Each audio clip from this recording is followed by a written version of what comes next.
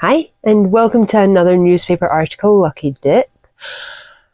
You have myself and my beautiful co-host, Yvette, from whom we shall steal a hat. Now, I don't know what's coming out of the hat. As always, I have no idea. So, look the description below. Any trigger warnings are going to be in the description below.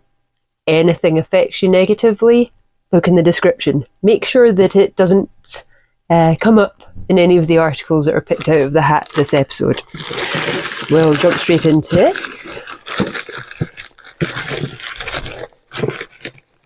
Okay, what's this one? So, to begin with, we have the Elgin Courant and Morayshire Advertiser for the 31st of July, 1846. We'll see what this one has for us to start off. Okay, so to begin us, we have an article entitled An Odd Marriage.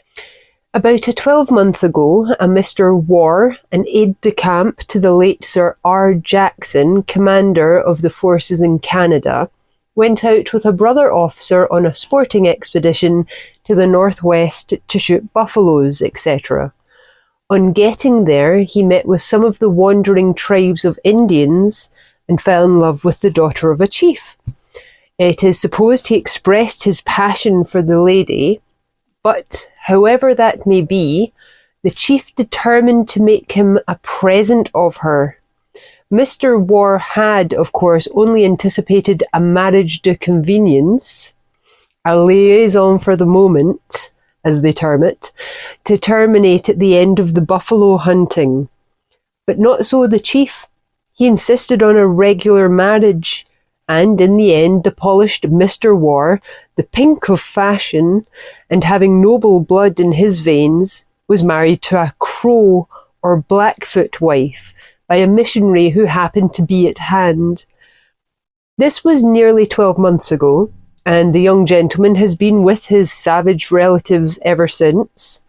By this time, report says, his civilized clothes have worn out, and he has been equipped à l'Indienne, with all the embellishments of paint, tattoo, etc.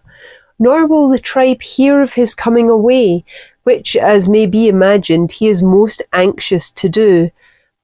But he had been given to understand that if he should show so little gratitude and good taste, a bullet will most assuredly put an end to his Indian existence. The circumstance has occasioned a good deal of amusement. It is understood the Hudson's Bay Company will use their influence to redeem the unfortunate white, one of whose great merits in the eyes of the tribe consists in his having red hair, which the Indians regard as a divine gift. Okay.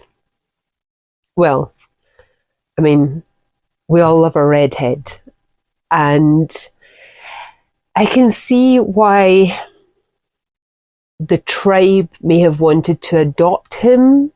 Maybe they're very open to sharing cultures and traditions and what have you. They certainly seem quite into making him one of their own, which I quite like that.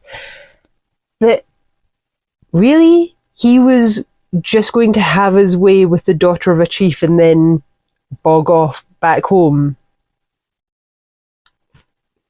I feel like this is him getting his comeuppance, in a sense. I mean, if he felt like she was worthy enough to have a liaison with, then surely she's worthy enough for marriage. So, I know these upper class toff types, I was going to say of a certain era, but they still exist, feel like they can have their way with as many folk as they can get under their belt. But it would seem that the savages that they ran into were somehow more civilized than he was, insisting on marriage before he got to have his way with the daughter. And all commendation to them. Good on them. You know, like, they certainly put him in his place, especially if he's had to go almost a year without his native clothing, and even after being returned, he's going to be returned with tattoos, etc. I wonder if he ever got back to his own country. I'm wondering if he brought his wife with him. Maybe that would have been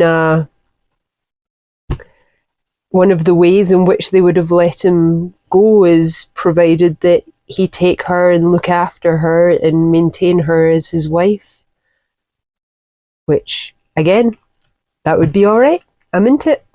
I'm wondering if there was any after story, if anything came of this, whether he escaped his in-laws or not. I'll have to look it up and get back to you. I think he got exactly what he set out for, whether he wanted it or not. So, good on him. Nee. Hello, boy. You have been joined by an elfie boy. Femi was in here earlier, and Femi is the deity of chaos. So, I was concerned. Less concerned that it's just elfie. He's just a bit of a bitey, scratchy boy. He doesn't cause chaos to the close environment. So I think we'll be okay. So second out the hat, we have the Groat Journal for the 26th of January 1844. I think the Groat Journal has come up already in this series. We'll see what it has for us this time around. Okay, so second out the hat has a title not so conducive to good spirits, really. We have murder. We have been informed that an atrocious case of murder was perpetrated at the village of Loch Gilphead on Thursday last. So far as we have learned, an unmarried man named Peter Campbell, a schoolmaster there who lived in the same house with his mother and aunt, assaulted his relatives on the day in question, and with a razor almost severed the head of his aunt from her body, from which death, of course, resulted instantaneously. The infuriated man was in the act of murdering his mother when her screams attracted the notice of Mr. Macmillan of the Stag Inn, who burst open the door and with a stick knocked the razor from Campbell's hand and secured him. The poor woman is severely cut about the face, neck and arms, and is dangerously ill. The man, regarding whose insanity there can be little doubt, has been taken to Inverary jail. That's pretty horrific. He absolutely is going to have shown red flags in the lead up to this. There's no way he went from being your bog standard schoolmaster to suddenly attacking his relatives like that. There's no way. There are going to have been red flags, and I wonder in what way they showed. Unmarried. It doesn't say how old he was, but what we tend to find these days is that the involuntarily celibate amongst our populations, those classing themselves as such, have a propensity for violence when they feel their needs aren't being met. And I'm wondering if this is an instance of this, because we've come across articles similar. We had a man in a Glasgow close in a previous episode, a while ago now, who literally tried to murder a woman by stabbing her because she had kind of brushed him off, and told him that he didn't really stand a chance with her, that she wasn't interested in a relationship with him. So he tried to murder her for that. We've had a girl get acid thrown in her face. I think it was vitriol, so it had been sulfuric acid, which narrowly missed causing her some real damage. And again, that was because a lad that was interested in her was rebuffed. So this is not a new phenomenon. I'm wondering whether it could also have been that he felt like his mother and aunt were somehow hampering his lifestyle to whatever extent. And maybe he felt like they were curtailing his opportunities some.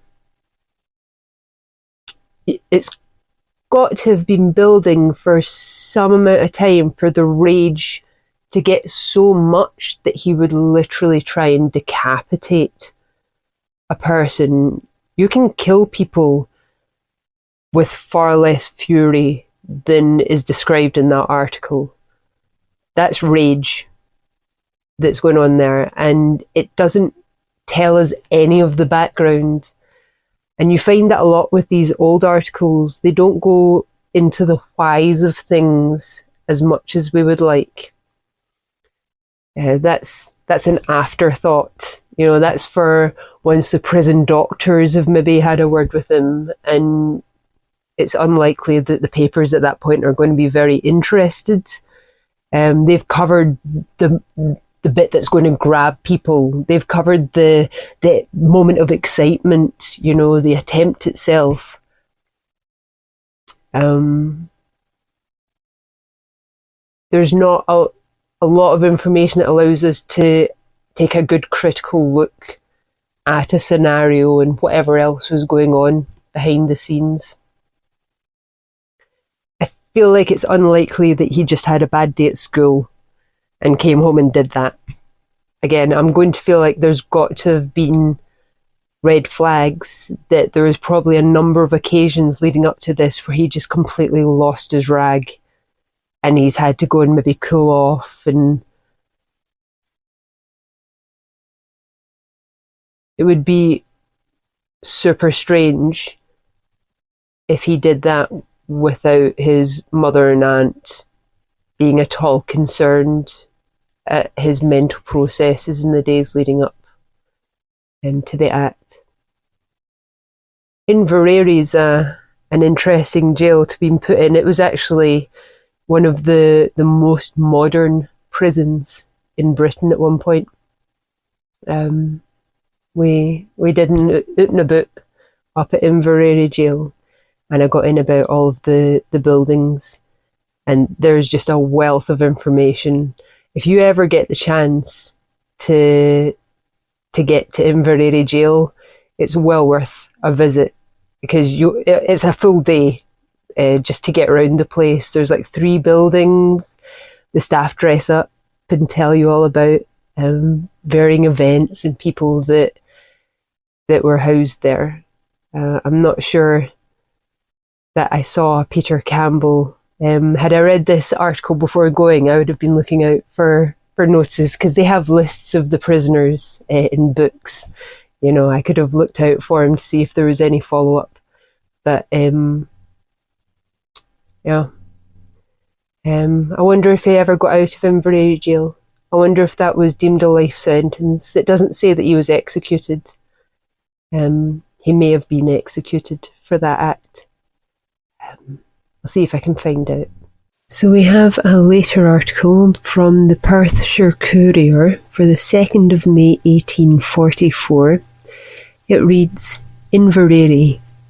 The court was opened here on Thursday the 18th by the Honourable Lord Wood. There were 8 cases in all, chiefly assault. Peter Campbell, sometime teacher in Lochgilphead, was placed at the bar on a charge of having murdered his aunt in the month of January last. The panel pled not guilty.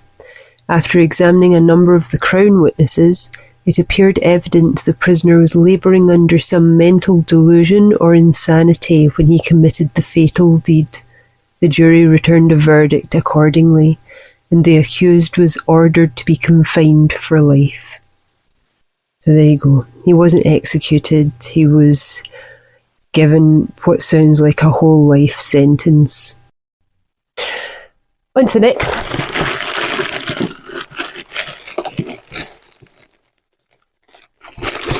This boy's asleep and not caring. Quite happy. So we have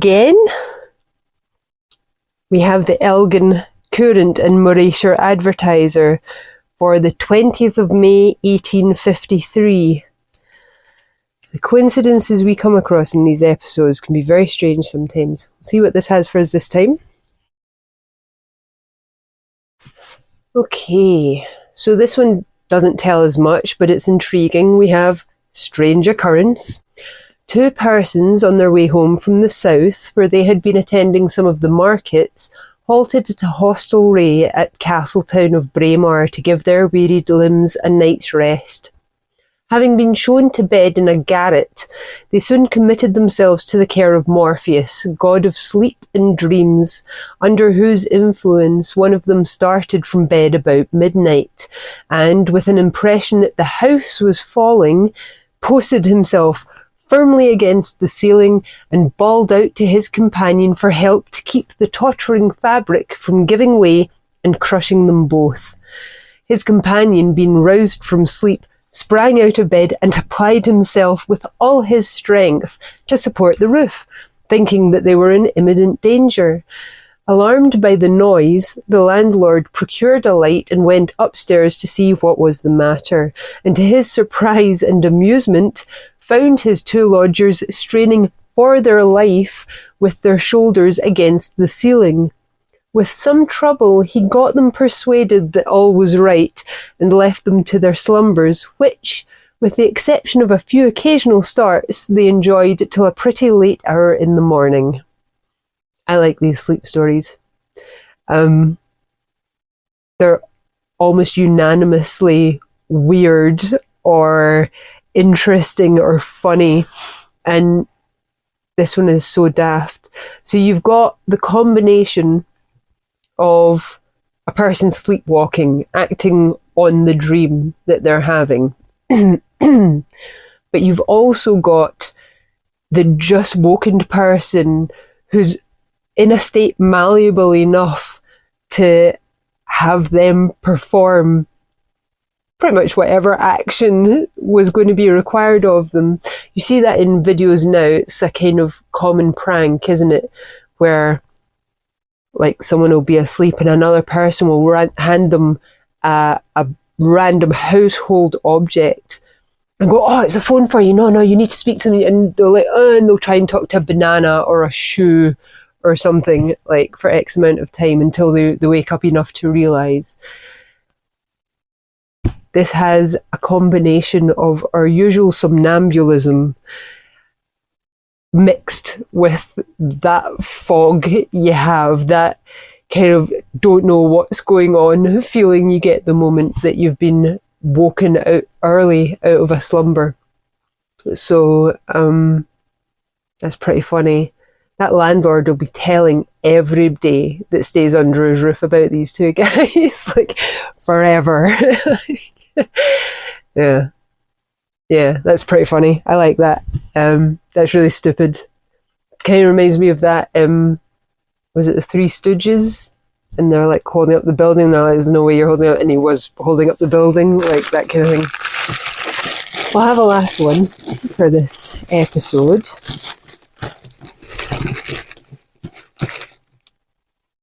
Okay. What have we got? Oh my goodness. We have the London Telegraph from the 11th of October 1824. We'll see what the Telegraph has for us. So, we have a sentence to finish us today, entitled Mysterious Circumstance.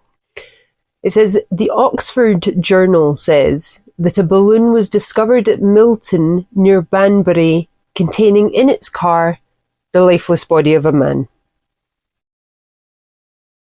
Well, barely tells us anything. When the balloon took off, Was there only one man aboard? Is this the case of murder and his other passenger has absconded? He's lifeless. Was it lack of oxygen? Was it misadventure? Did he have any injuries? Was it because he travelled in a balloon that he's died? It literally tells us absolutely nothing. We don't have the guy's name, age, where he started out from. There's no follow-up article. I think I'm going to have to find a follow-up article, because it doesn't tell us anything. Like, we've had balloons go missing, I think, in previous articles. I